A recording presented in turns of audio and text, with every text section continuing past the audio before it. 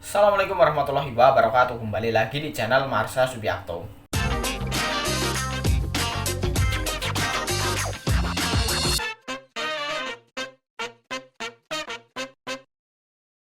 Pada kesempatan kali ini kita akan kembali membahas informasi menarik. Kali ini tentunya kembali terkait dengan P3K atau pegawai pemerintah dengan perjanjian kerja. Jadi pada kesempatan kali ini kita akan coba bahas berkaitan dengan kisi-kisi atau materi pokok soal seleksi kompetensi teknis pada pelaksanaan P3K di tahun 2023 ini.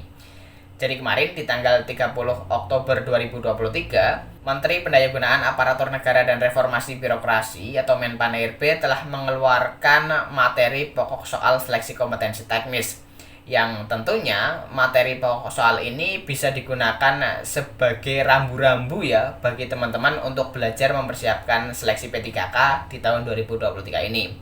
Jadi belajar teman-teman bisa lebih terarah lagi. Hal-hal yang menjadi materi pokok soal tersebutlah yang wajib teman-teman pelajari.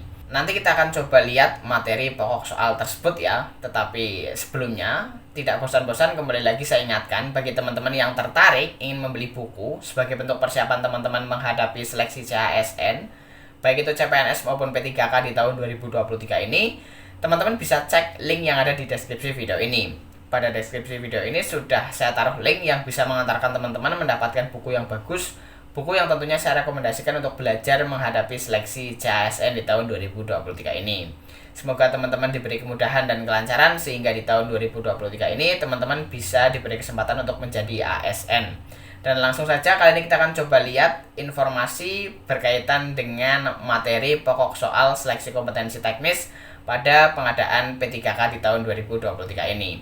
Bagi yang penasaran, simak terus. Oke, bismillahirrahmanirrahim. Langsung saja kita mulai. Jadi inilah kisi-kisi atau materi pokok soal seleksi kompetensi teknis yang digunakan pada pelaksanaan seleksi P3K atau pengadaan P3K di tahun 2023 ini. Dikeluarkan kemarin tanggal 30 Oktober 2023 oleh Menteri Pan-RB ya. Kita coba bacakan. Dalam rangka mewujudkan pegawai pemerintah dengan perjanjian kerja yang profesional, kompeten, dan melayani, maka setiap P3K wajib memiliki kompetensi manajerial, kompetensi sosial kultural, dan kompetensi teknis yang sesuai dengan standar kompetensi jabatan. Sesuai dengan PP nomor 49 tahun 2018 tentang manajemen P3K, maka setelah seleksi administrasi berakhir, tahap seleksi pengadaan P3K selanjutnya adalah seleksi kompetensi. Seleksi kompetensi P3K terdiri dari seleksi kompetensi manajerial, seleksi kompetensi sosial kultural, seleksi kompetensi teknis, dan wawancara berbasis komputer. Berdasarkan hal tersebut, dipandang perlu adanya penyampaian materi pokok soal seleksi kompetensi teknis agar para peserta seleksi P3K tahun anggaran 2023 dapat mengenali poin penting dari soal seleksi kompetensi teknis dengan CAT yang akan diujikan sesuai dengan kompetensi jabatannya, sehingga dapat mempersiapkan diri sebaik mungkin. Panselnas memberikan materi pokok soal seleksi kompetensi teknis dengan CAT untuk jabatan fungsional yang disusun oleh instansi pembina jabatan fungsional sesuai yang tercantum pada Permen Pan-RB nomor 14 tahun 2023 tentang pengadaan pegawai pemerintah dengan perjanjian kerja untuk jabatan fungsional. Untuk selanjutnya, materi pokok soal seleksi kompetensi teknis tersebut dapat disebarluaskan melalui situs resmi instansi. Demikian informasi ini kami sampaikan. Atas perhatian dan kerjasamanya kami ucapkan terima kasih. Atas nama Menteri Pendayagunaan Aparatur Negara dan Reformasi Birokrasi, Sekretaris Kementerian Rini Widiantini. Kita coba buka materi pokok soal untuk jabatan perawat ahli pertama ya. Ini untuk perawat ahli pertama ada 8 materi pokok soal. Dari pertama kompetensi umum, 1 komunikasi terapeutik perawat dan klien, kemudian 2 edukasi dalam keperawatan, 3 penyelenggaraan praktek etik dan legal dalam pelayanan keperawatan. Itu untuk kompetensi umumnya ya, berarti ada 11 materi pokok soal. Kemudian untuk kompetensi khususnya, 1 ada pengkajian keperawatan, 2 diagnosis keperawatan, 3 rencana keperawatan, 4 tindakan keperawatan spesifik kompleks, kemudian 5 evaluasi keperawatan, 6 pendokumentasian asuhan keperawatan, 7 pengelolaan pelayanan keperawatan, 8 tindakan pencegahan infeksi. Jadi itulah 11 materi pokok soal yang nantinya akan diujikan pada seleksi kompetensi teknis pengadaan P3K tahun 2023, khususnya untuk jabatan fungsional perawat ahli pertama. Kemudian selanjutnya untuk perawat terampil ini lebih banyak lagi ya.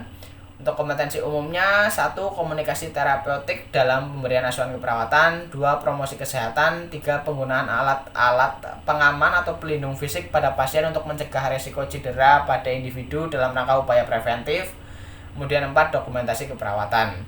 Kemudian untuk kemampuan khususnya, 1. Ada pengkajian keperawatan dasar pada individu, pemberian oksigenasi sederhana, tindakan keperawatan pada kondisi gawat darurat, bencana dan kritikal, manajemen pasien safety, intervensi keperawatan spesifik yang sederhana pada area keperawatan medikal bedah, intervensi keperawatan spesifik yang sederhana pada keperawatan anak, tindakan keperawatan spesifik yang sederhana dalam pemenuhan kebutuhan dasar pada area keperawatan maternitas, penerapan asuhan keperawatan individu dalam keluarga dengan masalah kesehatan, tindakan keperawatan jiwa spesifik yang sederhana pada orang dewasa, terapi komplementer atau holistik, tindakan keperawatan pada pasien dengan intervensi pembedahan pada tahap pre, intra, dan post operasi. Kemudian perawatan paliatif, konsep berduka atau kehilangan, dan terakhir adalah perawatan luka. Jadi untuk perawat terampil materi pokok soalnya lebih banyak ya. Dan tentunya dengan adanya materi pokok soal ini teman-teman belajarnya bisa lebih terarah lagi. Walaupun ternyata masih sangat umum ya, yang dipelajari tentunya masih sangat banyak karena materi pokok soalnya masih sangat umum. Tapi setidaknya lebih ada gambaran lah sedikit terkait dengan bagaimana nanti soal-soal yang dikeluarkan untuk seleksi kompetensi teknis. Dan untuk jabatan-jabatan yang lain juga ada ya, lengkap di sini, teman-teman bisa buka sendiri terkait dengan surat yang dikeluarkan oleh Kementerian Pan-RB ini. Jadi mungkin itu informasi yang bisa disampaikan pada kesempatan kali ini. Jika ada tanggapan atau pertanyaan silahkan tinggalkan di kolom komentar. Terima kasih, mohon maaf bila ada kesalahan. Wassalamualaikum warahmatullahi wabarakatuh.